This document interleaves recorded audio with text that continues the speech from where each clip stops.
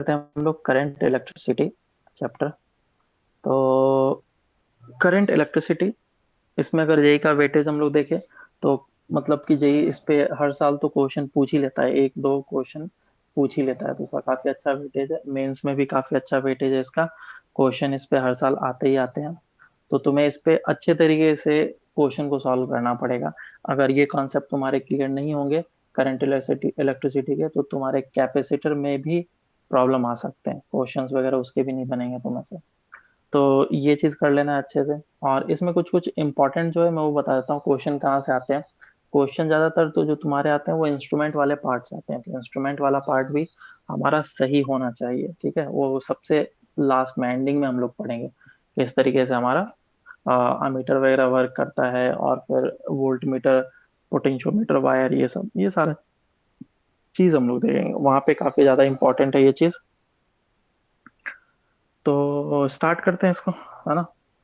Current electricity, current electricity में हमारा क्या क्या चीज है जो कि हमारा अभी स्टार्टिंग से स्टार्ट होगा। सबसे पहले हम लोग करंट इलेक्ट्रिसिटी में पढ़ेंगे करंट के बारे में। फिर हम लोग फिर रेजिस्टेंस के बारे में देखेंगे, रेजिस्टिविटी वगैरह ओम्स लॉ से स्टार्ट होते जाएगा। फिर रेजिस्टेंस जब आएगा उसके बाद फिर हम लोग कुछ series and parallel combination of resistance वगैरह देखेंगे। उससे पहले थोड़ा सा पावर हो जाएगा, पावर का क्या डेफिनेशन होता है, किस तरह से डिफाइन करते हैं। ये हो गया series and parallel of resistance. Resistance दिखाने के बाद फिर हम लोग रेजिस्टेंस में सिमेट्री देखेंगे कि क्या सिमेट्री होता है, कौन कौन से तरह के रेजिस्टेंस अलग अलग कॉम्बिनेशन हो सकते हैं। कुछ एचसीवी के भी प्रॉब्लम्स करेंगे, कुछ हेरोडोव के भी प्रॉब्लम करेंगे, और कुछ ओलंपियाड में भी जो क्वेश्चन आए हुए हैं उसे भी करेंगे। तुम खुद बता देना, अगर ज्यादा टफ लगे तो मैं लेवल को लो कर दूंगा। हालांकि उतना ज्यादा मतलब कि टफ क्वेश्चन मैं कराऊंगा नहीं ज्यादा, एक दो तो कराना ही पड़ता है, अदरवाइज क्या है कि तुम्हें आइडिया नहीं लगेगा क्वेश्चन करना किस तरीके से। तो अगर तुम्हें ज्यादा ही लगे कि सर अब टफ हो रहा है तो मुझे बता देना। ये चीज हो गया। और फिर उसके बाद हम लोग ईएमएफ किस तरीके से होता है वो हम लोग देखेंगे, ईएमएफ क्या होता है, बैटरी किसे कहते हैं। और फिर अगर सेल्स वगैरह लगे हुए हैं सीरीज में या पैरेलल में, तो उसके कॉम्बिनेशन इक्विवेलेंट निकालेंगे हम लोग। उसके बाद फिर लास्ट में हम लोग ये सब चीज देख लेने के बाद, कॉम्बिनेशन वगैरह हर एक चीज देख लेने के बाद, फिर लास्ट में हम लोग देखेंगे गैल्वेनोमीटर। गैल्वेनोमीटर से किस तरीके से हमारा अमीटर बनता है, वोल्ट मीटर बनता है। उसके बाद फिर potentiometer, wire wire wheat stone bridge वगैरह, ये सारी चीज अब हम लोग फिर लास्ट में इलेक्ट्रिकल इंस्ट्रूमेंट्स वगैरह में देख लेंगे। क्लियर है क्या? हाँ सर। हाँ सर। हम्म। तो करंट इलेक्ट्रिसिटी, तो सबसे पहले करंट को डिफाइन करते हैं। करंट क्या है बताओ। Flow of electrons, flow of charge. है ना। अगर करंट, कुछ लोग बोलते हैं कि फ्लो ऑफ इलेक्ट्रॉन्स है, तो वो नहीं बोला जा सकता है, क्योंकि करंट जो है बहुत ही डिफरेंट डिफरेंट रीजन के कारण से फ्लो करता है। कोई भी एक चार्ज कैरियर होना चाहिए जो किसी भी एक पॉइंट से दूसरे पॉइंट तक करंट को फ्लो करा, मतलब कि चार्ज को फ्लो करा सके। ठीक है, तो इलेक्ट्रिक फील्ड के इन्फ्लुएंस में जो जो चार्ज कैरियर्स फ्लो करते हैं from one point two another point, that flow of the charge is called current. तो दिस इज बेसिकली सिंपल सा डेफिनेशन। और मैथमेटिकल डेफिनेशन क्या होगा तो मैं लिख देता हूँ, the flow of charge is called current. और अगर इसका डेफिनेशन बोले तो flow of charge per unit time, the flow of charge per unit time is called current. ठीक है, इसे करंट बोलते हैं। ये हमारा सेकंड मैथमेटिकल डेफिनेशन।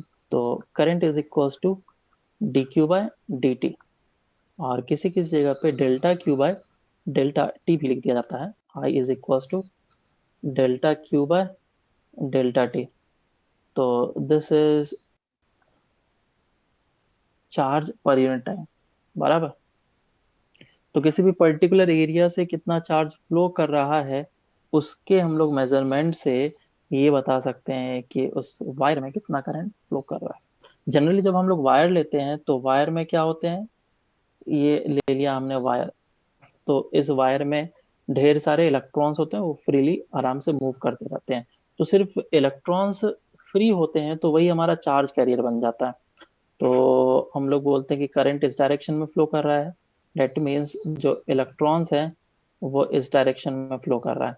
और अगर हमारा करंट इस डायरेक्शन में फ्लो कर रहा है तो जो हमारा इलेक्ट्रॉन्स है वो इस डायरेक्शन में फ्लो कर रहा है। तो इस चीज को फिर हम लोग और भी डिटेल्स में देखेंगे कैसे ये सब चीजें हो रहे हैं। बराबर, ये चीज हो गया, ये सिंपल सा बेसिक चीज। अब करंट में देखो दो चीज आता है मैथमेटिकल फॉर्म में, एक होता है इंस्टेंटेनियस करंट और दूसरा होता है हमारा average current. Instantaneous current,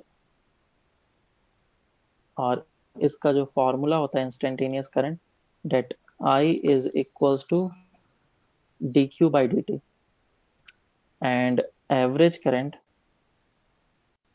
average current is basically equals to delta Q by delta T. ठीक है, ऐसे लेते हैं। अब किसी भी चीज का एवरेज निकालने का तरीका है कि तुम इस तरीके से निकाल लो, ये तो एवरेज है ही, लेकिन किसी भी फंक्शन का एवरेज निकालने का क्या तरीका होता है, बोलो। अगर हमारे पास कोई भी फंक्शन गिवन है तो उस फंक्शन का एवरेज कैसे निकलता है, पता है क्या तुम्हें? हाँ सर। हाँ, अगर मान लो कि मीन। हमारे पास एक फंक्शन दे दिया एफ ऑफ टी, और मुझे इसका एवरेज निकालना है, तो average of this function is basically equals to the integration of F of T D T divided by integration D T. ये हमारा एवरेज का फॉर्मूला होता है यार कोई भी थोड़ा ऊपर फंक्शन पीछे का है मिला। लिखने का। अच्छा, लेक्चर अपलोड कर दूंगा ना, देख लेना ना तुम। तो इस जगह पे थे, तो यहाँ पे किसी भी फंक्शन का एवरेज हम लोग इस तरीके से निकालते हैं। तो अगर हमारे पास करंट है तो करंट का एवरेज कैसे निकालेंगे, तो एवरेज को हम लोग या तो इस तरीके से लिखते हैं या फिर इस तरीके से लिखते हैं, is equals to integration I D T upon integration D T. This will be the formula for average. ठीक है, तो टाइम में एवरेज निकालना है तो ये तरीका है, अगर एक्स में एवरेज निकालना है तो डी टी की जगह पे डी एक्स कर लेंगे। समझ में आ रहा है क्या? सर हाँ। यस। अब ये एवरेज हमारा निकल गया। दूसरा चीज इसमें कुछ क्वेश्चंस कर लेते हैं फिर उसके बाद आगे बढ़ते हैं, है ना। तो सबसे पहले क्वेश्चन, एक मिनट फॉर्मूला लिखने का।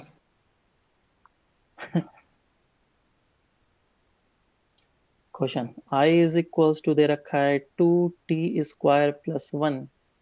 तो पूछा गया then find first I instantaneous at t is equals to 2 second, and second I average from t is equals to 0 to t is equals to 2 second। निकालो।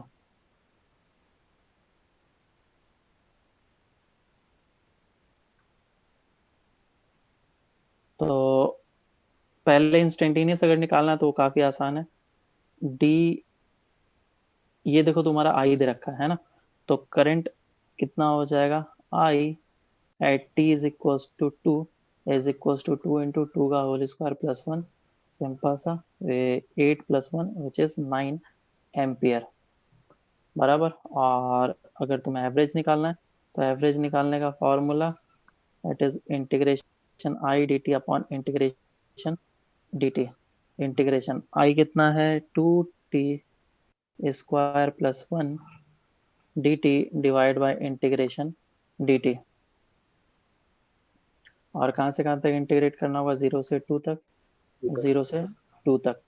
तो ये हो जाएगा 2t³ / 3 + 1t, और नीचे आ जाएगा 2, इसमें लिमिट 0 से 2 पुट करेंगे तो कितना आ जाएगा, 2 2 का cube divided by 3 plus 2 divided by 2, है ना?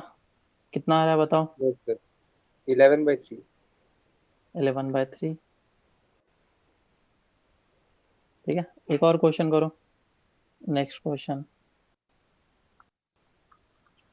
इस बार charge as a function of time दे रखा है, q is equal to T square plus 1। तो पूछा गया then find instantaneous current at t is equals to 1 second, and second I average from t is equals to 0 से t is equals to 1 second निकालो। वाला देखो, अब इसको solve करते हैं हम लोग। तो q is equals to t square plus 1 दे रखा है, तो इंस्टेंटेनियस निकालना है। इंस्टेंटेनियस का फॉर्मूला क्या होता है? Is equals to D. dq by dt, हम्म, है 2 ना? एम्पियर ना। तो तुम्हें डिफरेंशिएट करना पड़ेगा, डेट विल बी 2t, और इधर से आ जाएगा जब करंट चाहिए तुम्हें t is equals to 1 second पे, तो ये आ जाएगा 2 into 1 which is 2 ampere. Simple. Next बोला है एवरेज निकालने के लिए, तो आई एवरेज कैसे निकलेगा? I average will be equals to, अगर तुमको ये इक्वेशन पता चल गया आई का, तो तुम यहाँ से भी निकाल सकते हो, इंटीग्रेट। और चाहे तो तुम delta Q by delta T भी कर सकते हो, इससे भी तुमको एवरेज ही निकल के मिलेगा। तो ये हो जाएगा Q final minus Q initial divided by delta T. तो 1 सेकेंड पे कितना चार्ज था? 1 सेकेंड पे इतना चार्ज था, और 0 सेकेंड पे कितना चार्ज था? 0 सेकेंड पे इतना था, और कितना टाइम लगा? 1 सेकेंड डेल्टा टी। तो ये इतना हो जाएगा, सॉरी बीच में माइनस होगा, तो ये कैंसिल आउट हो जाएगा 1 से 1, तो ये आ जाएगा 1 एम्पियर। ठीक है क्या? हाँ सर। ये हो सकता है। देखो, आगे हम लोग पढ़ते हैं करंट डेंसिटी। करंट डेंसिटी, तो अगर हमारे पास एक वायर है जो कि नॉन यूनिफॉर्म वायर है, तो मेरे पास अगर नॉन यूनिफॉर्म वायर होगा, तो उस वायर में करंट तो फ्लो करेगा ही करेगा, और करंट इस डायरेक्शन में फ्लो कर रहा है। तो मैं दो पॉइंट्स डिफाइन कर रहा हूँ, point A and point B. तो इस जगह पे करंट और इस जगह पे करंट जो होगा that will be same. Current हमारा पूरे वायर में चेंज नहीं होता। हाँ, तो देखो मैं क्या बोल रहा था कि अगर तुम्हारे पास दो लोकेशन है, ये पॉइंट ए है और ये पॉइंट बी है, और ये पूरा का पूरा एक नॉन यूनिफॉर्म वायर हो सकता है। जरूरी नहीं कि हमें जो वायर मिले वो पूरा का पूरा यूनिफॉर्म ही हो, नॉन यूनिफॉर्म भी हो सकता है। तो इस पॉइंट ए और पॉइंट बी पे जो हमारा करंट होगा that will be same. Current at position A and current at position B will be equal. अच्छा, ये क्यों इक्वल होगा? कोई रीजन बता सकता है क्या? करंट सेम होने का क्या रीजन होगा? क्यों सेम होगा? सर बीच में कुछ ऑब्स्ट्रक्शन नहीं है। अच्छा, ऑब्स्ट्रक्शन नहीं है। रेजिस्टेंस देखें तो अलग अलग पार्ट का अलग अलग है।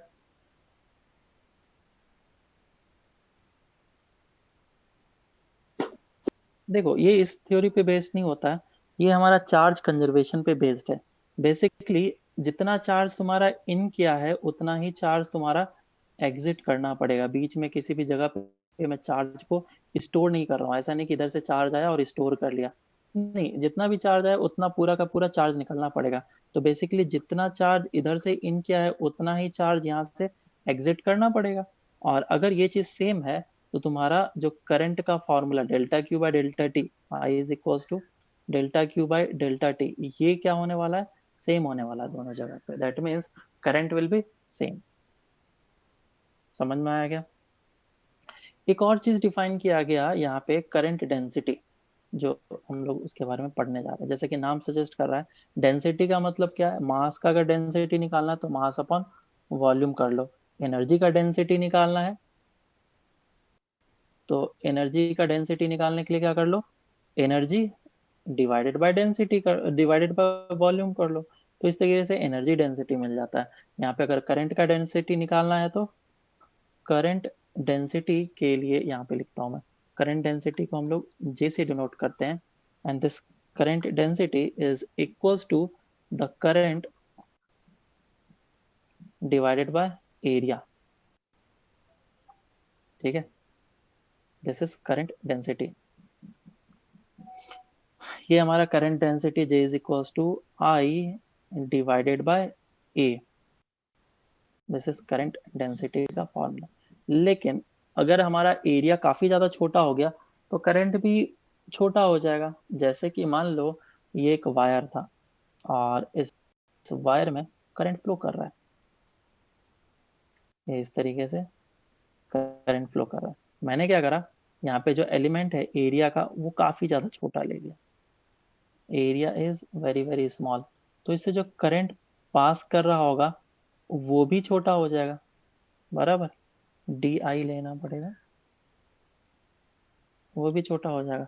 तो इधर से करंट डेंसिटी क्या बोलना पड़ेगा, J is equals to D I divided by D A, so this is the current density. तो इसका यूनिट क्या हो जाएगा, यूनिट क्या हो जाएगा बोलो, ampere per ampere per metre. Metre square. Current का तो एम्पियर होता है और ये एम्पियर पर मीटर स्क्वायर हो जाएगा।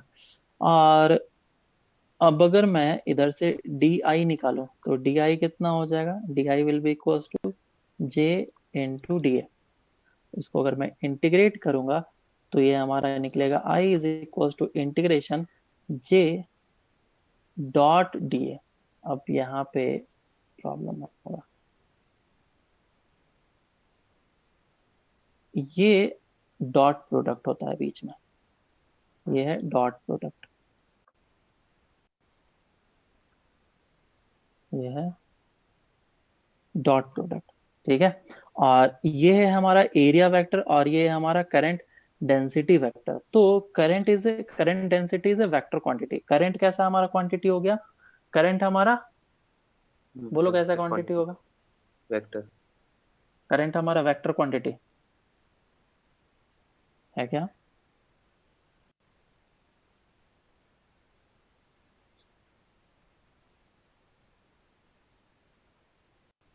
बोलो सभी कोई,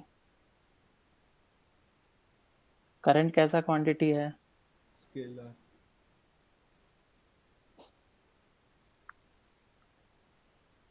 बेसिकली करंट ना तो स्केलर क्वांटिटी होता है और ना ही वेक्टर क्वांटिटी होता है, इसको हम लोग टेंसर क्वांटिटी बोलते हैं। अब फिर टेंसर क्वांटिटी क्या होता है हमारे सिलेबस में नहीं है और हम लोग को इसके बारे में जानना नहीं है, लेकिन जेई पूछेगा भी नहीं करंट कैसा क्वांटिटी है। अगर तुमसे पूछ भी लिया तो करंट को क्या बोलेंगे, scalar quantity, I is equals to scalar quantity. Basically tensor quantity में क्या हो जाते हैं, और भी सारे डायरेक्शंस आ जाते हैं। यहाँ पे हम लोग वेक्टर क्वांटिटी में एक ही डायरेक्शन यूज करते हैं, मतलब कि आई कैप जे कैप के कैप में वन डायमेंशन यूज करते हैं डिनोट करने के लिए। लेकिन जब हम लोग टेंसर क्वांटिटी लेते हैं तो उसमें थ्री डायमेंशनल और ऐड हो जाते हैं, उसमें फिर और डायमेंशन ऐड हो जाते हैं, थ्री और ऐड हो जाते हैं। तो ऐसे ऐसे डायमेंशन बढ़ते जाता है, डिपेंड करता है कि तुम्हारा वेक्टर कितना ज्यादा, उसको टेंसर क्वांटिटी हम लोग बोलते हैं। तो उसके बारे में डिटेल जानेंगे नहीं। करंट हम लोग डायरेक्टली स्केलर क्वांटिटी बोलेंगे। और यहाँ पे यूज किया गया डॉट प्रोडक्ट, तो कोई भी वेक्टर क्वांटिटी का डॉट प्रोडक्ट हमें क्या देता है, स्केलर क्वांटिटी, है ना, जो कि सिर्फ मैग्नीट्यूड में होता है। तो इसीलिए करंट क्या है हमारा, एक scalar quantity, scalar quantity, simple सा, टेंसर क्वांटिटी हम लोग बोलेंगे नहीं। क्लियर है क्या। अब डायरेक्शन जे का और ए का कैसे मिलेगा मुझे, तो करंट डेंसिटी का डायरेक्शन किधर होगा, जिधर करंट का डायरेक्शन होगा उधर ही करंट डेंसिटी का डायरेक्शन होगा। जैसे कि ये एरिया है और करंट इस डायरेक्शन में फ्लो कर रहा है, तो जे का भी डायरेक्शन इधर ही होगा।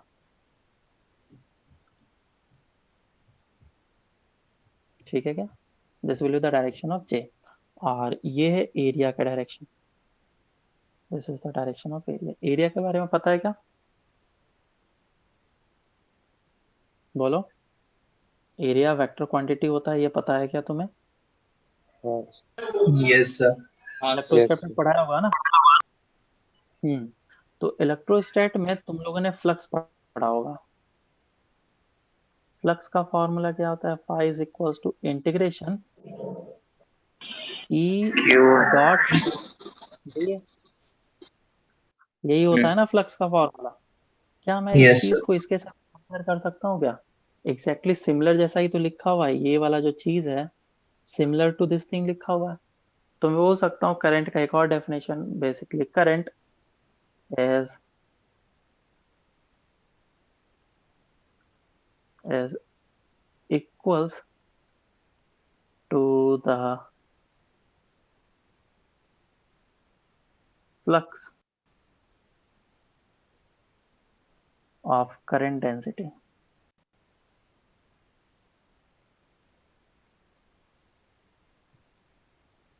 करंट डेंसिटी का जो फ्लक्स होगा that is equals to the current।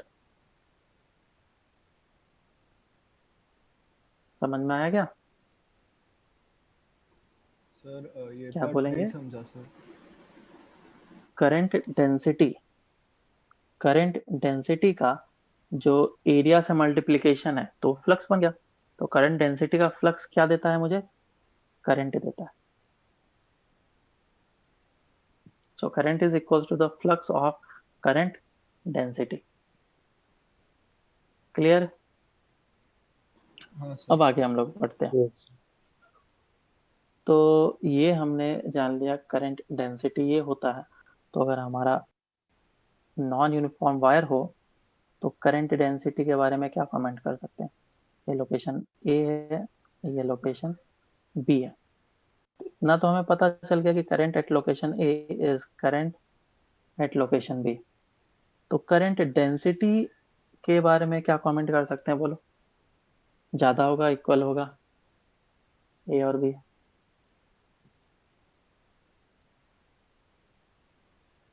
ए पे कम होगा sir.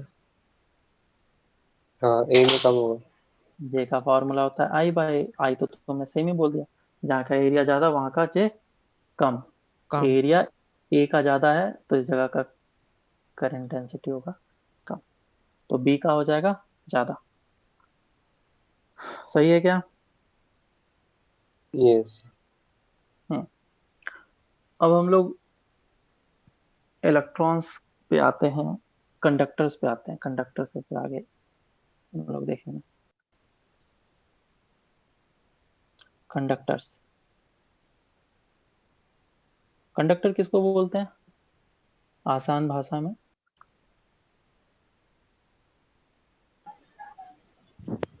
Free, flow of electron में मदद करते हैं। है ना, जिसमें इलेक्ट्रॉन्स काफी ज्यादा हो, है ना, free electrons, large number of free electrons, ये होंगे हमारे कंडक्टर। और ये जो इलेक्ट्रॉन्स होते हैं ये रैंडम मोशन करते रहते हैं किसी भी कंडक्टर के इनसाइड।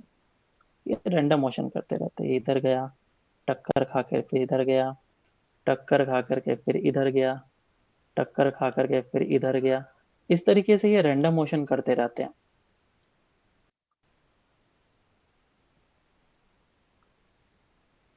जिसको हम लोग ब्राउनियन मोशन भी बोलते हैं। ब्राउनियन मोशन, जैसे कोई एटम है इस तरीके से मोशन कर रहा है रैंडम मोशन, तो उसको ब्राउनियन मोशन भी बोलते हैं। थर्मोडायनेमिक्स में बताया हुआ है, केटीजी में। तो और साथ ही साथ ये जो इलेक्ट्रॉन की वेलोसिटी स्पीड होती है वो काफी ज्यादा होती है। बहुत ही कम नहीं होती है, बहुत ही स्पीड होती है इसमें। ठीक है, बहुत स्पीड में एकदम मोशन करते रहता है वो, रैंडम मोशन करते रहता है। ठीक है, तो ये इलेक्ट्रॉन अगर इनसाइड में मूव कर रहा है तब तो कंडक्टर के इनसाइड तो इलेक्ट्रॉन फ्लो कर रहा है। और इलेक्ट्रॉन अगर फ्लो कर रहा है तो किसी भी कंडक्टर में अगर मैं इस तरीके से कंडक्टर को कनेक्ट कर दूं एक बल्ब से, तब तो बल्ब लाइट करना चाहिए क्योंकि इलेक्ट्रॉन्स फ्लो कर रहे हैं। Speed of electrons not equals to 0 है, पहले ही बता देता हूँ, और काफ़ी ज़्यादा होता है कि नहीं। तो इधर तो इलेक्ट्रॉन्स मूव कर रहे हैं, यहाँ पे ढेर सारे इलेक्ट्रॉन्स भी हैं, इलेक्ट्रॉन मूव कर रहे हैं। बोलो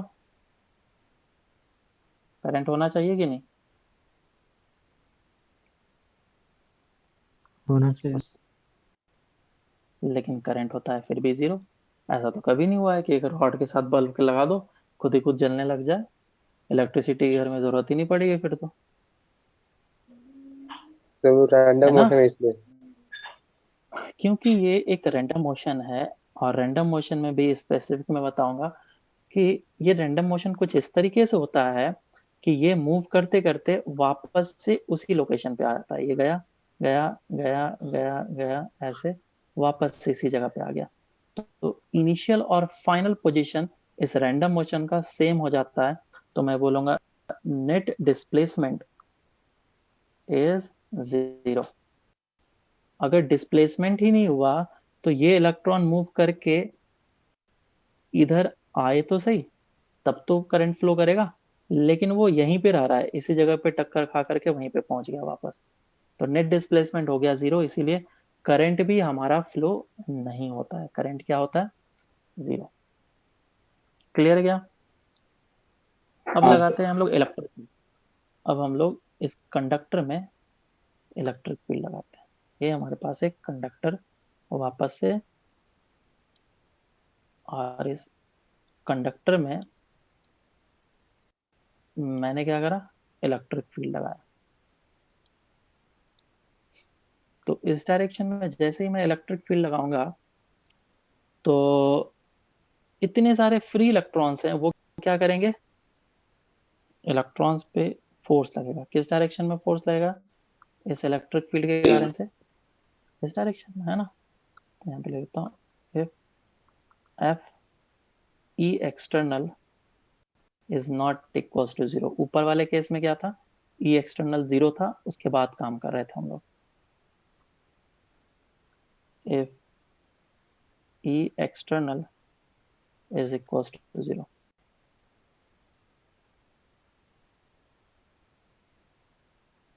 अब यहाँ पे हम लोग नेक्स्ट केस कर रहे हैं जिसमें sir external electric field not equals to 0 है। बोलो। सर वो ई एक्सटर्नल क्या था? एक्सटर्नल इलेक्ट्रिक फील्ड, अच्छा ये एक्सटर्नल का मतलब एक्सटर्नल इलेक्ट्रिक फील्ड। तो इस इलेक्ट्रॉन पे फोर्स लगेगा इस डायरेक्शन में, तो इलेक्ट्रॉन्स क्या करेंगे, इस तरफ जा करके कलेक्ट होने लग जाएंगे और इस तरफ पॉजिटिव चार्जेस आने लग जाएंगे, बराबर। और अब मैं इस इलेक्ट्रॉन पे नेट फोर्स देखूंगा तो वो कितना हो जाएगा, 0। क्यों? क्योंकि ये पॉजिटिव और नेगेटिव चार्जेस का सेपरेशन हुआ है, तो एक इलेक्ट्रिक फील्ड इंड्यूस हो चुका है इस तरीके से। This is called induced electric field. और इस इंड्यूस्ड इलेक्ट्रिक फील्ड के कारण से इस इलेक्ट्रॉन पे अब फोर्स लगेगा इस डायरेक्शन में। अरे बोलो, इलेक्ट्रोस्टैट में तो पढ़ा होगा ना तुमने ये सब चीजें। यस। हाँ तो सर। नेट फोर्स कितना हो गया इलेक्ट्रॉन पे, 0। तो हमने क्या करा, इलेक्ट्रिक फील्ड लगाया था, और इलेक्ट्रिक फील्ड लगाने के कारण से इनसाइड में जो इलेक्ट्रिक फील्ड होता है कंडक्टर के, वो कितना होता है, नेट 0 होता है। जीरो। ये हम लोगों ने बहुत पहले भी देखा था, है ना। कि electric field inside the conductor is 0। क्यों 0 हुआ था? क्योंकि एक एक्सटर्नल है और एक इंटरनल है। Internal in the sense induced वाला है। तो क्या अब फिर से करंट फ्लो करेगा क्या? अभी तो इलेक्ट्रिक फील्ड नेट हो गया 0। तो अब हम लोग लगाते हैं बैटरी। बैटरी क्या करता है, बैटरी एक पोटेंशियल डिफरेंस को मेंटेन करता है। अब मैंने लगाया बैटरी। बैटरी क्या करता है, पोटेंशियल डिफरेंस को मेंटेन करता है। मान लो कि एक कंडक्टर था, और इस कंडक्टर के क्रॉस मैंने इस तरीके से बैटरी लगाया या फिर रेजिस्टेंस है जो भी है, तो ये क्या करेगा, एक पोटेंशियल डिफरेंस को मेंटेन करके रखेगा इसके cross. Battery always maintains a constant potential difference, बराबर। तो ये पोटेंशियल डिफरेंस अगर जनरेट हुआ, डेट मीन्स कंडक्टर के इनसाइड इलेक्ट्रिक फील्ड जनरेट होगा, है ना। पोटेंशियल डिफरेंस होने के कारण से तो इलेक्ट्रिक फील्ड आता है। तो तुमने पूरे वायर में क्या कर दिया, एक इलेक्ट्रिक फील्ड सेटअप कर दिया। अगर मैं थोड़ा सा कंडक्टिंग वायर को एक थिक सा बना करके दिखाऊं, तो इस पूरे वायर में तुमने इस जगह पे हायर पोटेंशियल है और इस जगह पे लोअर पोटेंशियल है, तो इलेक्ट्रिक फील्ड होगा ऐसे। तुमने इलेक्ट्रिक फील्ड सेटअप कर दिया, है ना। तो ये जो कंडक्टर है, इस कंडक्टर के इनसाइड तुमने एक एक्सटर्नल इलेक्ट्रिक फील्ड सेटअप कर दिया। सर 1 मिनट ऊपर कीजिए ना। एक एक्सटर्नल इलेक्ट्रिक फील्ड लगा दिया। तो यही रीजन होता है, जैसे हम लोग बैटरी लगाते हैं, तो बैटरी लगाने के कारण से कंडक्टर के इनसाइड करंट फ्लो करने लग जाता है। क्यों? क्योंकि यहाँ पे एक एक्सटर्नल इलेक्ट्रिक फील्ड लगा, तो अब उस इलेक्ट्रॉन पे फोर्स लगेगा इस डायरेक्शन में, और जितने भी सारे इलेक्ट्रॉन्स होंगे सभी के सभी मूव करने लगेंगे अपोजिट डायरेक्शन में। तो इसीलिए बोला गया कि अगर हमारा इलेक्ट्रॉन इस डायरेक्शन में मूव कर रहा है और इलेक्ट्रिक फील्ड इस डायरेक्शन में है, तो करंट इस डायरेक्शन में होंगे। ठीक है क्या? तो करंट हमारा इस डायरेक्शन में होगा, लेकिन जो इलेक्ट्रॉन्स के फ्लो होंगे वो अपोजिट डायरेक्शन में इलेक्ट्रॉन का फ्लो होगा। लेकिन मेरा क्वेश्चन थोड़ा सा डिफरेंट है। मैंने क्या बोला, अभी हम लोगों ने एक्सटर्नल इलेक्ट्रिक फील्ड अप्लाई किया था, उस एक्सटर्नल इलेक्ट्रिक फील्ड में देखा कि इस जगह पे नेगेटिव चार्जेस आ गए थे, इस जगह पे पॉजिटिव चार्जेस आ गए थे, और फिर मैंने क्या बोला था, करंट होगा 0, क्योंकि अब कोई भी इलेक्ट्रॉन्स मूव नहीं कर सकता, उस पर नेट फोर्स 0 हो गया। लेकिन अगर वही हमने इसको बैटरी से लगाया, तो बैटरी के इनसाइड में बोला कि यहाँ पे net electric field is not 0। Conductor, दोनों तो कंडक्टर ही है, कंडक्टर के इनसाइड यहाँ पे बोल रहा हूँ कि नेट इलेक्ट्रिक फील्ड इज 0, लेकिन यहाँ पे बोल रहा हूँ net electric field is not 0, both are conductor. ऐसा कैसे? और इसमें करंट भी आएगा, लेकिन इसमें करंट नहीं आ रहा।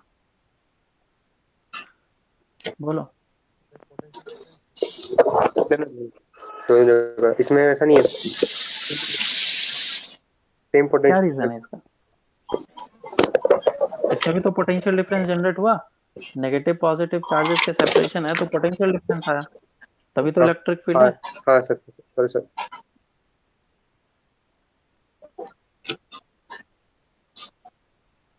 बोलो। हम लोग इलेक्ट्रोस्टैट में क्या पढ़े हैं कि electric field inside the conductor is always 0, लेकिन यहाँ तो मैं बोल रहा हूँ नॉट इक्वल्स टू 0, और फोर्स लग रहा है, करंट भी फ्लो कर रहा है। क्या हुआ?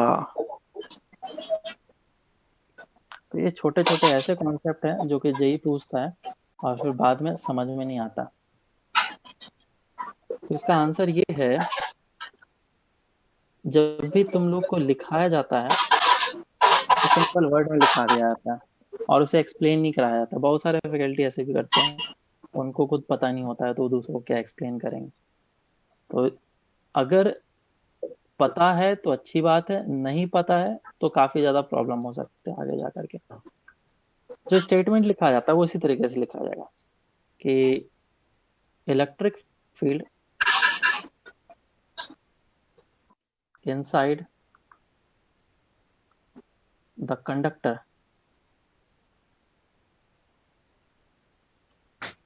is always 0,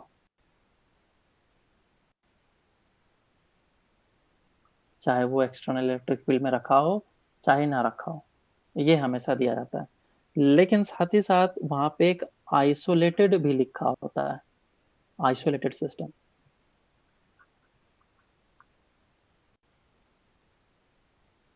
isolated system. ये आइसोलेटेड सिस्टम का क्या मतलब है, और यही इंपॉर्टेंट है यहाँ पे। आइसोलेटेड सिस्टम का मतलब ये है कि उसको मैं किसी से भी कनेक्ट ना करूं, ये बिल्कुल ही स्पेस में रखा हुआ, और इसका किसी से भी कोई भी इंटरेक्शन नहीं हो रहा है। तो ये हमारा electric field inside the conductor always zero ही होता है, वो बिल्कुल सच है। लेकिन सिस्टम कैसा होना चाहिए, आइसोलेटेड सिस्टम होना चाहिए। लेकिन जैसे ही तुमने इसको एक वायर से कनेक्ट करा, बैटरी वगैरह लगा दिया, वायर से कनेक्ट हो गया, तो यहाँ पे जितने भी इलेक्ट्रॉन्स थे, पॉजिटिव चार्जेस थे, उसको तुमने फ्लो करने का एक रास्ता दे दिया। तो this is not any more isolated.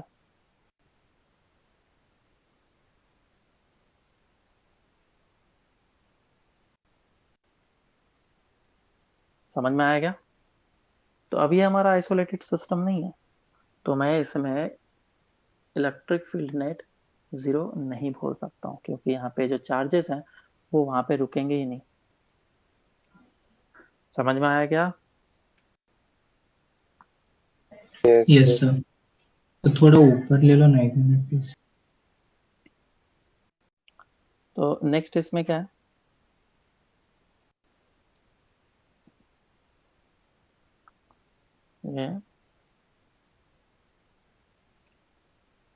ये हमारा कंडक्टर था। कंडक्टर में ये सारी चीजें हम लोगों ने देख लिया। अब इसमें मेन फ्री पाथ वगैरह देखते हैं। तो सबसे पहले फ्री पाथ देखते हैं। फ्री पाथ क्या होता है? थर्मोडायनेमिक्स में भी फ्री पाथ बताया था, जिसको हम लोगों ने लैम्डा से डिनोट किया था। तो कोई भी अगर कंडक्टर है, तो कंडक्टर के इनसाइड क्या होंगे, इलेक्ट्रॉन्स होंगे, और वो इलेक्ट्रॉन्स क्या कर रहे होंगे, रैंडम मोशन कर रहे होंगे। और रैंडम मोशन कर रहे होंगे तो ढेर सारे कोलिजन्स कर रहे होंगे। किसी भी दो कंसेक्यूटिव कोलिजन के बीच के डिस्टेंस को हम लोग फ्री पाथ बोलते हैं। ये इलेक्ट्रॉन टक्कर खाया और ये इस तरफ मुड़ गया, तो ये जो डिस्टेंस है लैम्डा 1 बोला जाएगा, ये डिस्टेंस लैम्डा 2, फिर टक्कर खाया, इधर घूम गया, लैम्डा 3। तो ये सारे क्या हैं, lambda 1, lambda 2, lambda 3, lambda 4 up to so on are called free path। तो क्या बोला जाएगा definition? This is the distance traveled by any electrons between any two consecutive collisions is called free path। दूसरा इसमें आता है mean free path।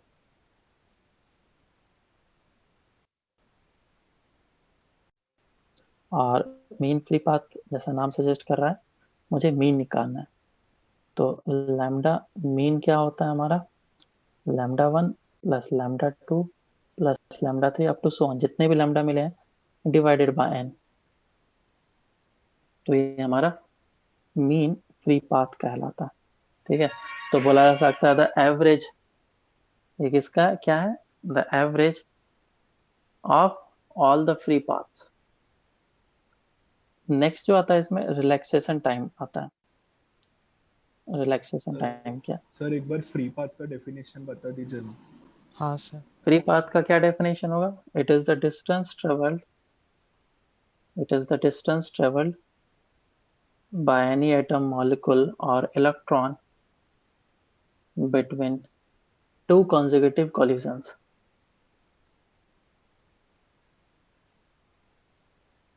ठीक है, किसी भी दो consecutive collisions के बीच का डिस्टेंस, जैसे कि एक कोलिजन यहाँ पे किया और एक कोलिजन यहाँ पे किया, तो इन दोनों कोलिजन के बीच का डिस्टेंस जो ट्रेवल हुआ दैट इज लैम्डा 2। और उसी लैम्डा को हम लोग बोलेंगे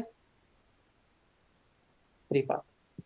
और इन सभी फ्री पाथ का अगर मैं मीन ले लूं, तो मीन आ जाएगा हमारा, और उसे बोलेंगे mean free path. Next is relaxation time.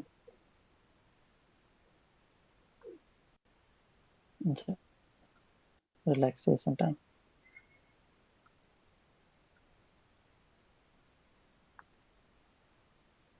Sir इसमें यही रिलैक्स, फ्री पाथ।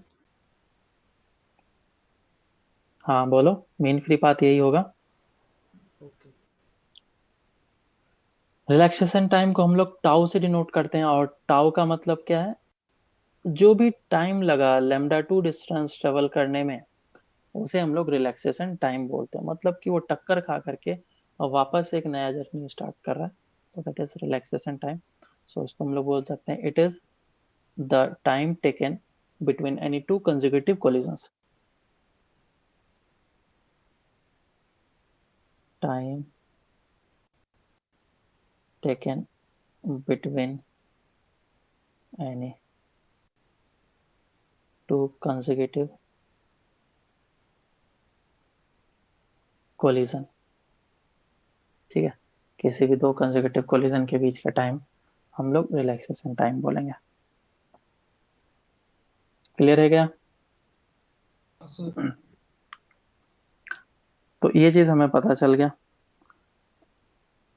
अब इसमें अगर मैं इलेक्ट्रॉन के वेलोसिटी की बात करूं, तो यहाँ पे इलेक्ट्रॉन जो है वो रैंडम मोशन करते रहता है। जैसा कि मैंने बताया कि अगर एक्सटर्नल इलेक्ट्रिक फील्ड है तुम्हारा 0, तो ये सारे क्या करते रहेंगे? Random motion. सारे इलेक्ट्रॉन्स रैंडम मोशन करते रहेंगे और उसका नेट डिस्प्लेसमेंट कितना हो जाता है? 0।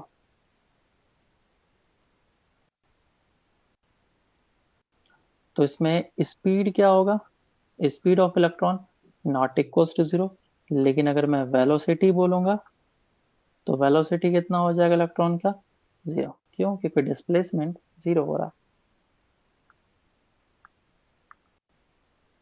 If external electric field is not equals to 0, तो ये जो कंडक्टर है, इस कंडक्टर के इनसाइड ये इलेक्ट्रॉन्स अब रैंडम मोशन कर रहे होंगे, लेकिन एक इफेक्टिवली आगे की डायरेक्शन में मूव कर जाएंगे। मान लो कि इलेक्ट्रिक फील्ड इस डायरेक्शन में एक्सटर्नल, और तुमने इसको वायर से कनेक्ट कर रखा है कंडक्टर को, तो ये ऐसे टक्कर खाते घूमते हुए वापस एक इफेक्टिव आगे का डिस्टेंस ट्रेवल कर लेगा। देखो इसने छोटा सा डिस्टेंस ट्रेवल करा है, ठीक है, तो ये इस डायरेक्शन में ड्रिफ्ट हो गया। इलेक्ट्रॉन क्या कर गया? ड्रिफ्ट कर गया, इधर से इधर चला गया। तो अब इसमें अगर मैं स्पीड की बात करूं, अभी भी कैसा है? रैंडम मोशन, लेकिन एक इफेक्टिव डायरेक्शन में मूव किया है। तो स्पीड इस बार तो फिर से नॉट इक्वल्स टू 0 ही होगा। वेलोसिटी क्या बोलूंगा?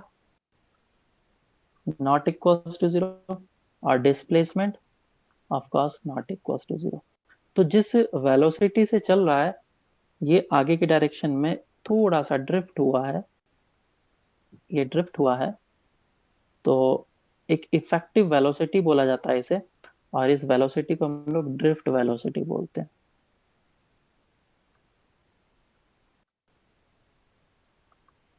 इस वेलोसिटी को हम लोग क्या बोलते हैं? ड्रिफ्ट वेलोसिटी, और डिनोट किया जाता है वीडी से।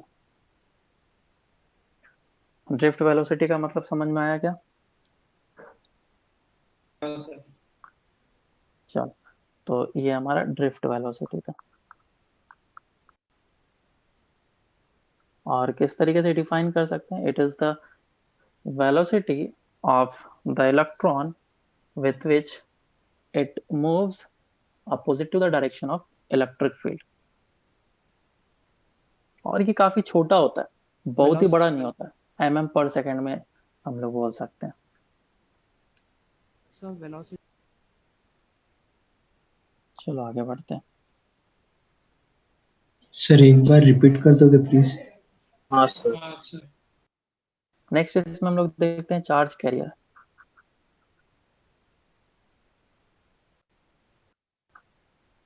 चार्ज कैरियर, तो दो तरह के चार्ज कैरियर्स जनरली लिए जाते हैं। एक तो देखो हमारा इलेक्ट्रॉन्स होता है,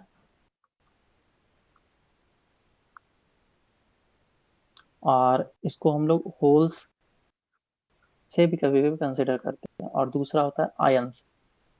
ये दो तरह के हो सकते हैं। आयंस में भी पॉजिटिव होता है और नेगेटिव आयंस होते हैं, और यहाँ पे भी क्योंकि इलेक्ट्रॉन सिर्फ नेगेटिव वाला है, तो इसे पॉजिटिव वाले को हम लोग होल्स बोलते हैं। तो होल्स होता क्या है उसको हम लोग एक बार अच्छे तरीके से समझ लेते हैं। क्या होता है ना, फ्री इलेक्ट्रॉन्स होते हैं, और फ्री इलेक्ट्रॉन्स बनते कैसे हैं? कोई भी जो पोजीशन है उस पोजीशन से इलेक्ट्रॉन जंप करके बाहर निकल जाता है, ठीक है।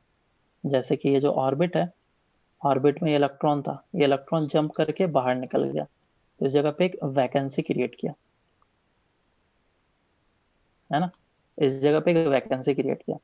तो इस वैकेंसी को फिल करने के लिए कोई और इलेक्ट्रॉन भी इस जगह पे आ सकता है। तो वैकेंसी को एक पॉजिटिव चार्ज के थ्रू डिनोट किया जाता है, दिस इज होल, इसको होल बोलते हैं, एंड दिस इज इलेक्ट्रॉन। तो इलेक्ट्रॉन और होल्स एक चार्ज कैरियर की तरह माना जा सकता है। किस तरीके से? या तो इलेक्ट्रॉन मानेंगे या तो होल्स एज्यूम करेंगे। तो होल्स का जो चार्ज होता है वो एग्जैक्टली सेम होता है, charge of electron is equal to charge of holes. Magnitude की बात कर रहा हूँ मैं, एक को पॉजिटिव और एक को नेगेटिव। तो अगर इलेक्ट्रॉन्स हमारे इस डायरेक्शन में मूव कर रहे हैं तो जो होल्स होंगे उसको ई प्लस भी डिनोट कर लिया जाता है, ई प्लस। तो ये होल्स हमारे इस डायरेक्शन में मूव करेंगे और करंट जो है वो इस डायरेक्शन में फ्लो कर रहा होगा। ठीक है क्या? और आयंस, जब इलेक्ट्रोलाइट वगैरह तुम लोगों को पढ़ाया जाएगा तो उसमें तो आयंस के मूवमेंट से बता ही दिया जाएगा। तो हमारा नेट करंट कितना हो जाएगा? आई total, I total will be equals to I current due to positive charges and current due to negative charges। क्योंकि जब इलेक्ट्रोलाइट वगैरह देखते हैं तो उसमें हमारे पॉजिटिव नेगेटिव दोनों चार्जेस क्या करते हैं, मूव करते हैं। जैसे HCl है तो H प्लस NCl माइनस हो जाएगा। अब ये दोनों अलग अलग तरीके से मूव कर सकते हैं, ये इस डायरेक्शन मूव करेगा, ये इस डायरेक्शन मूव करेगा, तो both will act as the charge carrier. लेकिन जब हम लोग वायर देखते हैं तो वायर में सिर्फ एक ही चार्ज कैरियर होता है, that is electron, it is electron. तो अगर करंट इस डायरेक्शन में फ्लो कर रहा है तो जो इलेक्ट्रॉन का फ्लो होगा वो अपोजिट डायरेक्शन में होगा। तो या तो तुम होल्स के फ्लो को एज्यूम करना या फिर इलेक्ट्रॉन्स के फ्लो को एज्यूम करना। तो इसमें जो करंट टोटल होगा that is only due to the positive plus negative, और क्योंकि पॉजिटिव जीरो होगा तो सिर्फ करंट जो होगा is only due to negative charge which is due to the electron. Question आ चुका हुआ है इस पे, चार्ज कैरियर पे। आगे देखते हैं। एक मिनट एक तो अभी ये थोड़ा थ्योरी वगैरह, तो ये चीज है। मान लो कि हमारे पास एक कंडक्टिंग वायर है और उसमें कुछ करंट फ्लो कर रहा है, और करंट फ्लो कर रहे होंगे तो चार्जेस फ्लो कर रहे होंगे बेसिकली। और मान लेता हूं कि इस जगह पे होल्स हैं और होल्स इस डायरेक्शन में मूव कर रहे हैं, ढेर सारे होल्स हो सकते हैं। तो करंट इस डायरेक्शन में है तो ऑफ कोर्स जो होल्स होंगे इस डायरेक्शन मूव करेंगे और जो इलेक्ट्रॉन्स है वो इस डायरेक्शन मूव करेंगे। तो ये मूव कर रहा है इस डायरेक्शन में। कितने वेलोसिटी से मूव कर रहा होगा? vd से, ड्रिफ्ट वेलोसिटी से। और टी टाइम में ये कुछ डिस्टेंस ट्रेवल कर लेगा। तो कितना डिस्टेंस ट्रेवल करेगा? vd into T. तो ये इस जगह पे आ जाएगा, है ना। और अगर मैं टाइम को काफी ज्यादा छोटा ले लूं तो ये हो जाएगा vd इंटू डी टी। तो इस छोटे से टाइम में इसने जो डिस्टेंस ट्रेवल किया वो काफी ज्यादा छोटा है। मैं इस मटेरियल के लिए n डिफाइन कर रहा हूँ और इस n को बोला जाएगा number of charge per unit volume, number of charge per unit volume. अब क्योंकि यहाँ पे चार्ज सिर्फ इलेक्ट्रॉन है तो मैं number of electrons per unit volume बोलूंगा। तो ये स्मॉल n से डिफाइन कर लिया मैंने। तो इतने से वॉल्यूम में कितने इलेक्ट्रॉन्स आ जाएंगे, और वही इलेक्ट्रॉन्स आगे की डायरेक्शन में इस एरिया को क्रॉस करेंगे। तो this dq charge will be equals to volume into n।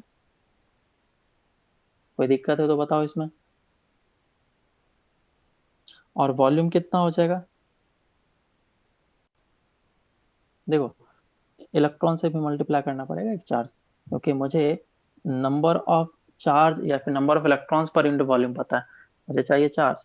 तो अगर मुझे नंबर मिल गया कैपिटल एन, उसको ई से मल्टीप्लाई कर दूंगा तो ये मुझे चार्ज मिल जाएगा। तो कैपिटल एन कितना होगा, capital N will be small N into volume, ये चीज। तो वॉल्यूम कितना है बताओ जल्दी से। इसका क्रॉस सेक्शन एरिया में ए मान लेता हूँ, इसका cross section area A capital है। वॉल्यूम हो जाएगा A into V D into D T into A. So this is D Q charge, बराबर है। अब डी टी को इस तरफ सेंड कर लो तो ये बनेगा D Q by D T which is N E A V D. D Q by D T क्या चीज होता है बोलो, आई करंट। तो आई का फॉर्मूला आ गया N E A V D. तो इस फॉर्मूले को याद रखेंगे हम लोग, where I is current, N is number of electrons per unit volume, A is the A cross section area, and V is the drift velocity, and E is the charge of the electron. Note कर।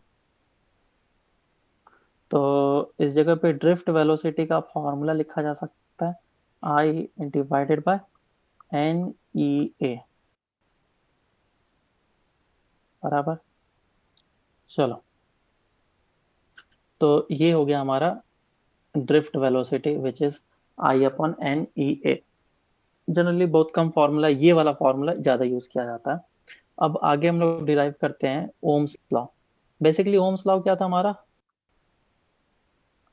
Ohm's law तुम लोगों ने पढ़ा ही होगा, जिसमें कि हम लोग बोलते हैं V is equals to I into R, है ना। बेसिकली ये बोला जाता है कि V is directly proportional to R, ऐसा बोला जाता है।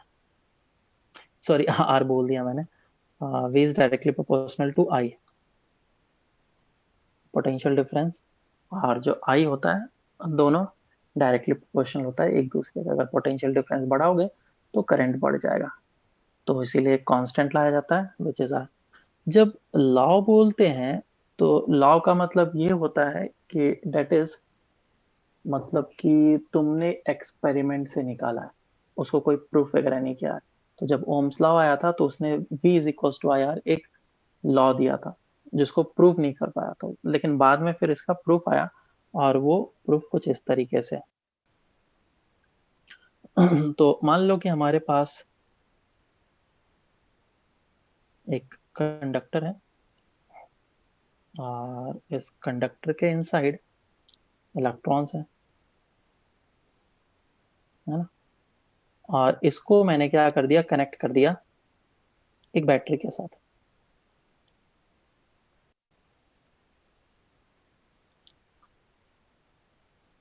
और बैटरी के साथ कनेक्ट किया है, ये बैटरी का सिंबल, इतना तो पता होगा। इसको हम लोग बैटरी बोलते हैं।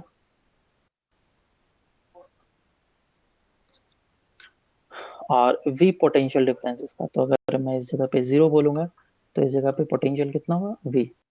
तो यहाँ पे 0 पोटेंशियल हो गया और इस जगह पे V पोटेंशियल हो गया, तो एक इलेक्ट्रिक फील्ड सेटअप हो जाएगा इस डायरेक्शन में, एक इलेक्ट्रिक फील्ड सेटअप हो जाएगा। और इलेक्ट्रिक फील्ड होगा कितना, मैं लेंथ एज्यूम कर लेता हूँ कि L है, इसका लेंथ L है, और इसका क्रॉस सेक्शन एरिया A है कैपिटल। तो फॉर्मूला क्या होता है, delta V is equals to E into D, याद है क्या। इलेक्ट्रोस्टैट में था फॉर्मूला, तो E इज इक्वल टू क्या हो जाएगा, V डिवाइडेड बाय L, ऐसा, E is equal to V by L। तो इलेक्ट्रिक फील्ड तुम्हें पता चल गया कितना है। अब इलेक्ट्रिक फील्ड पता चल गया तो इस जगह पे जो इलेक्ट्रॉन्स होंगे वो इलेक्ट्रॉन्स इस डायरेक्शन में मूव कर रहे होंगे, उस पे फोर्स कितना लग रहा होगा वो निकाल सकते हैं। बोलो, F is equal to mass into acceleration, force होता है कितना है, QE, which is equal to E times of E, हो जाएगा E V बाय L,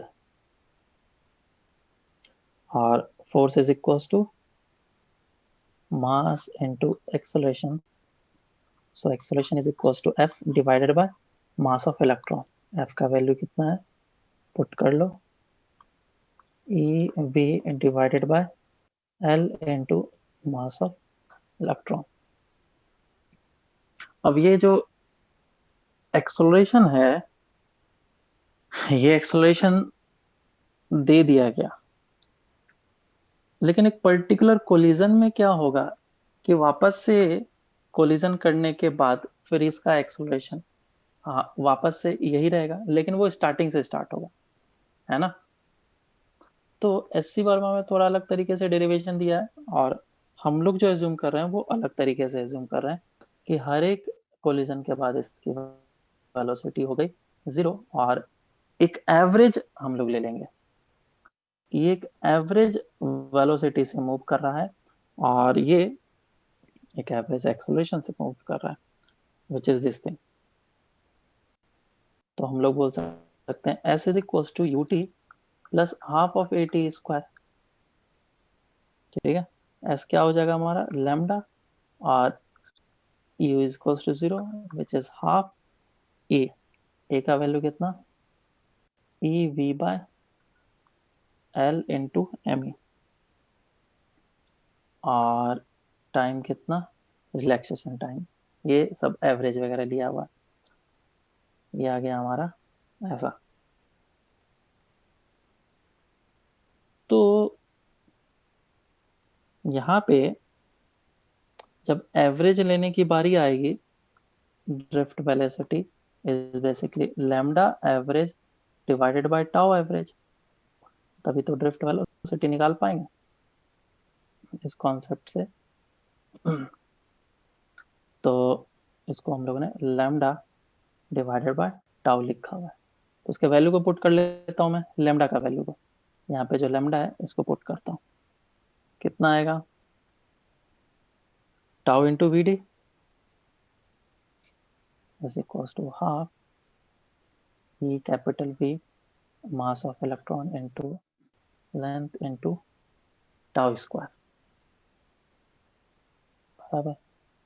एक टाउ और टाउ कैंसिल आउट हो जाएगा, तो वी डी आ जाएगा, V D is equal to E V upon 2 M E L into tau. अब बताओ इसमें क्या रिप्लेस कर सकते हैं, आई इज इक्वल टू होता है N A B D, I is equal to N E A P D होता है, तो मैं वी डी का वैल्यू पुट कर लेता हूँ, V D is equal to क्या होगा, I divided by N E A, इस जगह पे पुट करा, ये आ जाएगा I divided by N E A is equal to E capital B 2 M E L into tau, है ना। अब सभी चीज को एक तरफ कर लो, so v will be equal to 2 M E L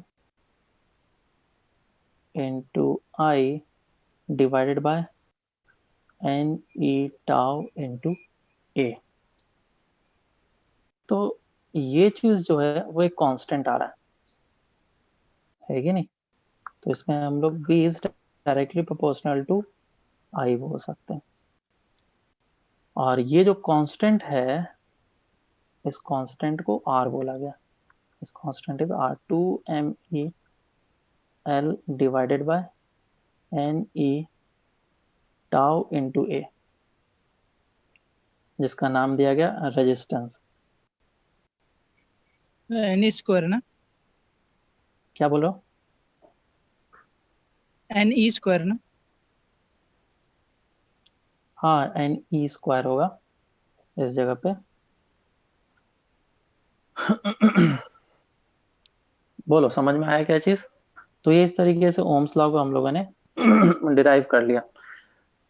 अब हम लोग आर की बात करते हैं। This is resistance. अगर कोई भी तुमने एक मटेरियल लिया, तो मटेरियल में क्या क्या चीज तुम वेरी करा सकते हो? बोलो, इसमें से तुम क्या क्या चीज वेरी करा सकते हो? लेंथ को वेरी कराया जा सकता है, और क्या वेरी करा सकते हो? ए को वेरी करा सकते हो। और किसी भी चीज को वेरी करा सकते हो क्या तुम? नहीं।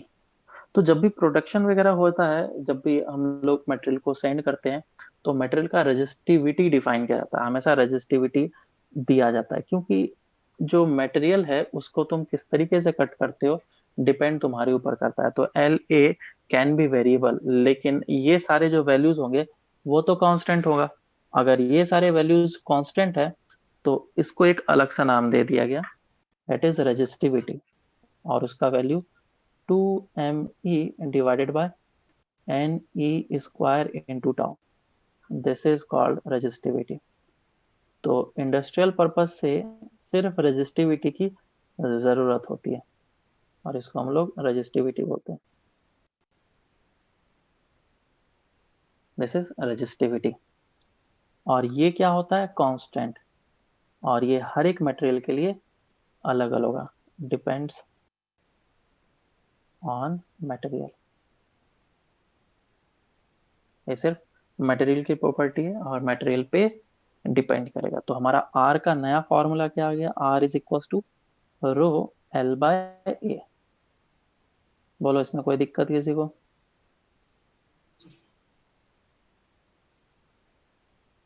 This is R. R is equal to rho L by. अब वापस से हर एक चीज को डिफाइन कर लेते हैं कि आर क्या है? रेजिस्टेंस।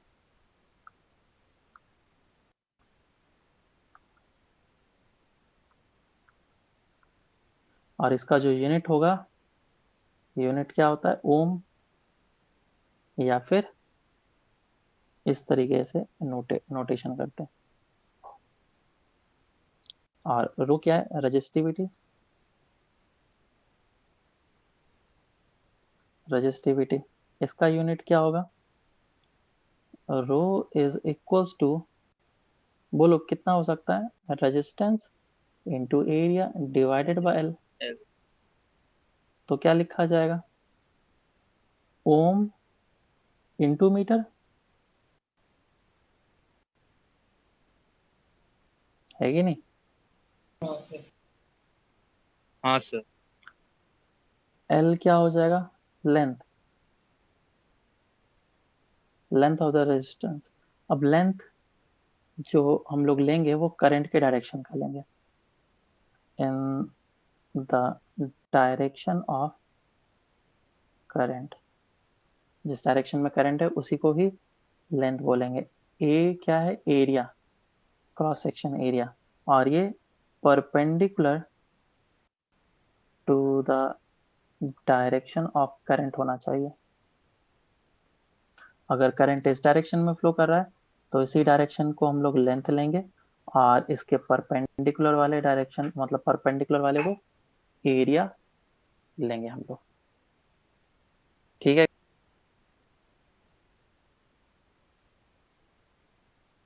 बोलो, अगर मैं इसमें लेंथ को बढ़ा देता हूँ, ठीक है, if length is increased, if L increases implies, तुमने जो वायर था, कंडक्टर था, जो भी चीज था, रेजिस्टेंस, उसके लेंथ को बढ़ाया, और लेंथ के बढ़ाने के कारण से अब जो इलेक्ट्रॉन्स मूव करेगा वो ज्यादा कोलिजन करना पड़ेगा, उसको ज्यादा कोलिजन करना पड़ेगा। इसका मतलब रेजिस्टेंस ऑटोमेटिकली बढ़ जाएगा। अगर इलेक्ट्रॉन बहुत ही स्मूथ तरीके से फ्लो कर रहा है, तो रेजिस्टेंस बहुत ही कम है ना, लेकिन अगर स्मूथ तरीके से फ्लो नहीं कर पा रहा है तो रेजिस्टेंस ज्यादा है। इसीलिए हम लोग बोल सकते हैं कि R is directly proportional to L. दूसरा, एरिया से हम लोग कैसे सोच सकते हैं, R is inversely proportional to area होता है, फॉर्मूला भी है। तो क्रॉस सेक्शन एरिया अगर मैं बढ़ा दूंगा ना, तो पहले क्रॉस सेक्शन एरिया मान लो था छोटा, तो सिर्फ 1 2 3 इलेक्ट्रॉन्स पहुंच पा रहे थे, लेकिन तुमने एरिया बढ़ा दिया तो अब क्या इलेक्ट्रॉन्स ज्यादा पहुंचने लग गए वहां पे, तो तुमने डेल्टा क्यू ही बढ़ा दिया ना, तो ऑफकोर्स करंट तो बढ़ेगा ही बढ़ेगा, बराबर। तो बेसिकली तुमने स्मूथ कर दिया, इलेक्ट्रॉन्स जल्दी अब वहां पे पहुंच रहा है ना। तो रेजिस्टेंस को तुमने डिक्रीज कर दिया है बेसिकली, अब इलेक्ट्रॉन्स को पहुंचने में ज्यादा आसानी हो रही है, तो रेजिस्टेंस इसका कम हो जाएगा। थर्ड, टाउ के बारे में बात करते हैं, inversely proportional to tau. Tau का मतलब क्या हो गया, इनवर्सली प्रोपोर्शनल टू टाउ का मतलब कि अगर कोलिजन्स बहुत टाइम के बाद कर रहा है तो टाउ का वैल्यू अगर ज्यादा है तो रेजिस्टेंस होगा कम। तो कोलिजन्स बहुत कम कर रहे हैं तो वो आराम से पहुंच पाएगा, लेकिन अगर कोलिजन्स बहुत ज्यादा कर रहे हैं, if collision increases implies tau decreases, और टाउ डिक्रीज करेगा तो implies रेजिस्टेंस इंक्रीज करेगा। तो इस तरीके से हम लोग चीजों को सोच सकते हैं, ठीक है क्या। हाँ अब टेम्परेचर के बारे में बताओ, अगर टेम्परेचर को मैं बढ़ाऊंगा तो क्या होगा, इफ टेम्परेचर इज इंक्रीज्ड तो क्या होगा, रेजिस्टेंस पे कमेंट करना है, बढ़ेगा घटेगा रेजिस्टेंस बढ़ेगा। या सेम रहेगा। देखो, मुझे इसमें 3 चीजें देखने होंगे। पहला चीज कंडक्टर, दूसरा चीज semiconductor, and third is insulator.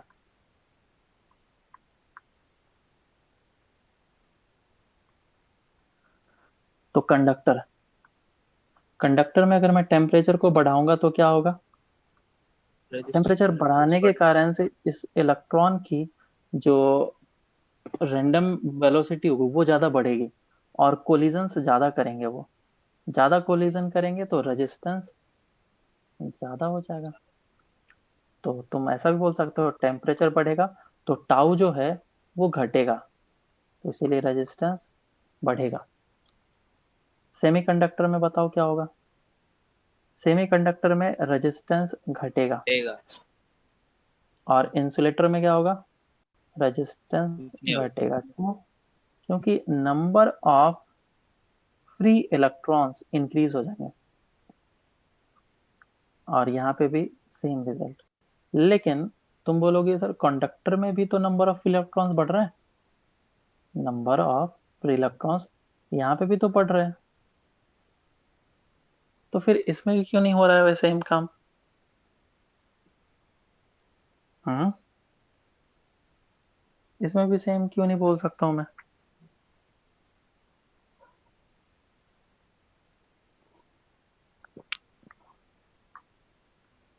क्योंकि दोनों फैक्टर इसमें आ रहा है, नंबर ऑफ इलेक्ट्रॉन्स बढ़ रहे हैं और टाउ भी घट रहा है। नंबर ऑफ इलेक्ट्रॉन्स बढ़ रहे हैं, नो डाउट डेल्टा क्यू बढ़ रहा है, लेकिन डोमिनेटिंग फैक्टर टाउ बनता है यहाँ पे।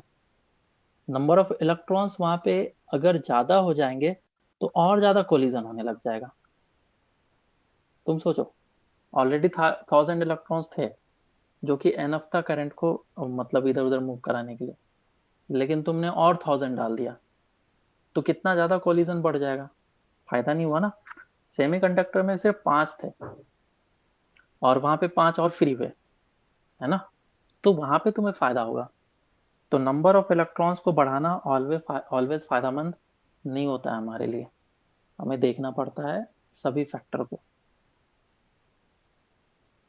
चलो, तो अब इसमें हम लोग एक इम्पॉर्टेंट चीज देख लेते हैं, उसके बाद फिर अपन क्वेश्चन करना स्टार्ट करेंगे। पूरा ही थ्योरी होता है स्टार्टिंग में, फिर अपन क्वेश्चन स्टार्ट करेंगे। तो पहला चीज हमने देखा रेजिस्टेंस।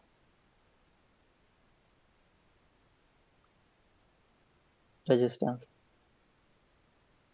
रेजिस्टेंस को हम लोग आर से डिनोट करेंगे। और ये क्या होता है?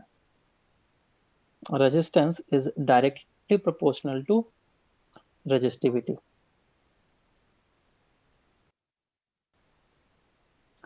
और इसको हम लोग रो से डिनोट करते हैं। इसका यूनिट क्या होता है? यूनिट होता है ओम, और इसका यूनिट क्या होता है? ओम मीटर। दूसरा जो आता है रेजिस्टेंस का और रेजिस्टिविटी का उल्टा। रेजिस्टिविटी का उल्टा होता है कंडक्टिविटी। कंडक्टिविटी और कंडक्टिविटी को बहुत लोग के से डिनोट करते हैं, जी से डिनोट करते हैं। ठीक है, तो conductivity is basically inversely proportional to the resistivity.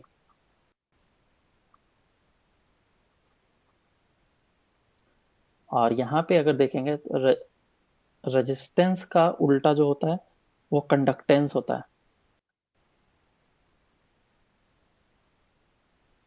काफी इंपॉर्टेंट है।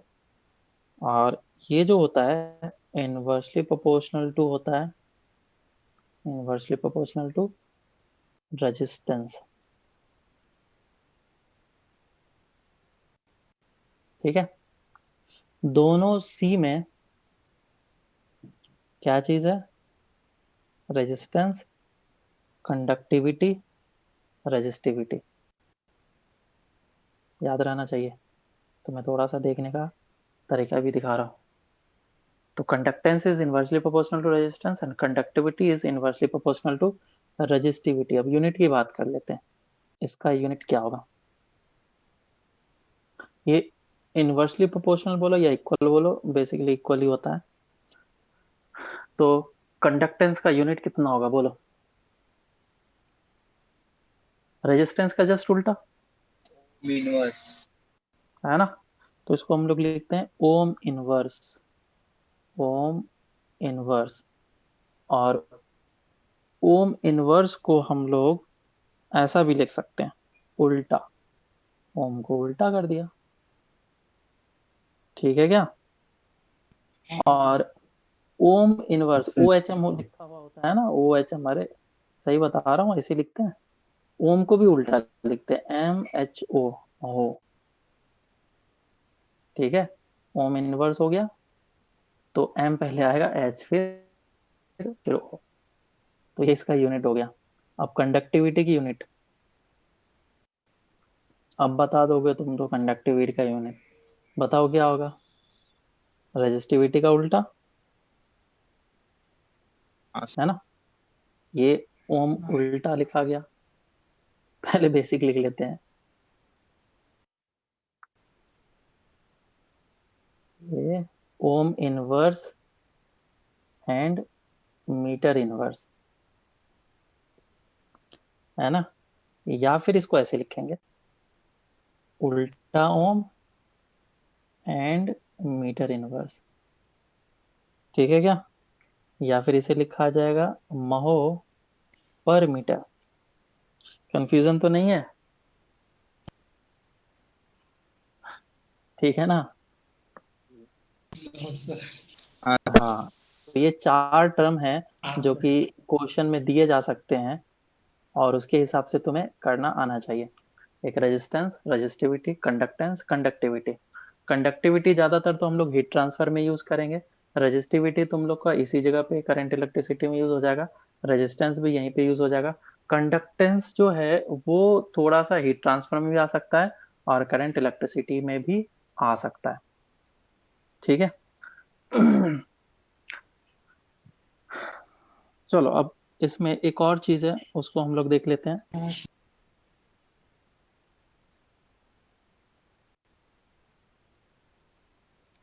V is equals to I R होता है, V is equals to I into R होता है, और R इज इक्वल्स टू क्या होता है, rho L by R is equals to rho L by A. ठीक है, और मैं अगर इसमें पुट करूंगा तो V इज इक्वल्स टू क्या होगा, आई इंटू रो एल बाय ए बराबर। तो इधर आ जाएगा V बाय एल, और ये आ जाएगा I by A into rho. बताओ V बाय एल क्या होता है, इलेक्ट्रिक फील्ड, और I बाय ए क्या होता है, करंट डेंसिटी, है ना। तो I is equals to rho into sorry E is equals to rho into J भी लिखा जा सकता है। तो तुम्हें समझ में आ जाना चाहिए, बराबर है क्या। हाँ सर। हाँ सर। तो तुम इस जगह से भी कंपेयर वगैरह, इलेक्ट्रिक फील्ड अगर कंपेयर करना चाहो कि दो नॉन यूनिफॉर्म लोकेशंस हैं, तो इस जगह पे इलेक्ट्रिक फील्ड और इस जगह पे इलेक्ट्रिक फील्ड क्या होगा, तुम कंपेयर कर सकते हो। क्लियर है क्या। Electric field is directly proportional to जे।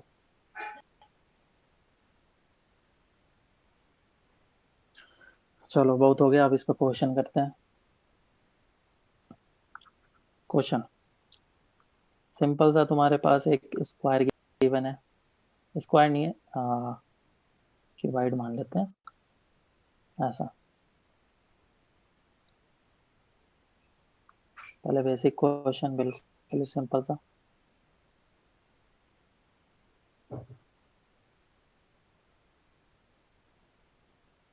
तो इन सभी का लेंथ दे रखा है, this is A, this is B and this is C.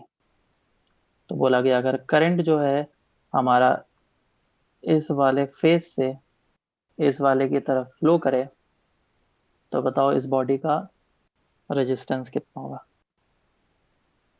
Find R. इस मटेरियल का रेजिस्टिविटी रो दे रखा है, रो इज द रेजिस्ट को। हाँ, A into rho upon B. हाँ देखो सॉल्व करते हैं। तो रेजिस्टेंस का जो फॉर्मूला होता है वो रो एल डिवाइडेड बाय ए होता है। तो मुझे इसमें क्या क्या पुट करना है, एल पुट करना है। तो करंट क्योंकि इस डायरेक्शन में फ्लो कर रहा है, तो मुझे लेंथ ये वाला लेना पड़ेगा, और एरिया कौन सा लेना पड़ेगा, ये वाला लेना पड़ेगा, करंट के फ्लो के डायरेक्शन के परपेंडिकुलर वाला। तो एरिया हो जाएगा सी इंटू बी। बस वैल्यू को पुट कर लो, R is equals to rho length कितना, A divided by C V. तो ये हो जाएगा हमारा रेजिस्टेंस।